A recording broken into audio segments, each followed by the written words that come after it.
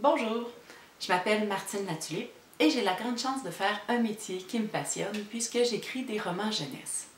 Normalement, j'invente une histoire, je l'écris et avec mon éditeur, on choisit un illustrateur qui va faire les dessins pour l'histoire que j'ai inventée.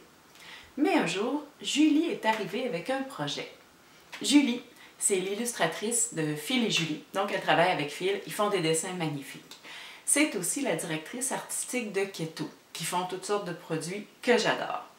Julie, donc, m'a raconté qu'elle avait un rêve, un projet, c'est de faire l'inverse un peu du processus habituel, d'envoyer un dessin à des auteurs et qu'eux inventent une histoire à partir de son dessin à elle.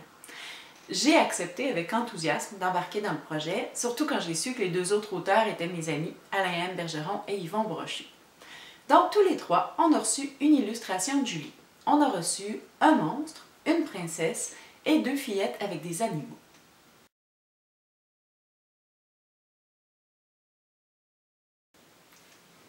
J'avoue que j'ai hésité avant de choisir parce que les trois dessins étaient magnifiques. En fait, on hésitait tous, on n'arrivait pas à se brancher aucun des trois.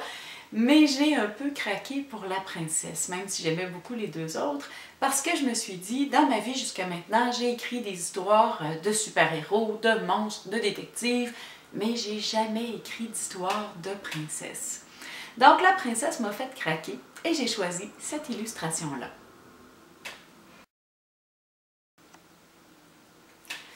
Une des choses que j'ai remarqué tout de suite sur le dessin, c'est que la princesse avait une couronne qui était faite en plumes. C'est pas banal quand même, donc c'est des plumes qui formaient sa couronne. Ça m'a tout de suite accroché, ça m'a tout de suite inspiré et c'est devenu un petit peu le cœur de mon histoire. J'ai décidé que la princesse allait s'appeler Pénélope. J'ai décidé aussi qu'elle allait recevoir une plume bien spéciale en cadeau, une plume un peu magique. Mais j'en dis pas trop, je te laisse découvrir la suite que tu vas pouvoir lire dans Une plume pour Pénélope.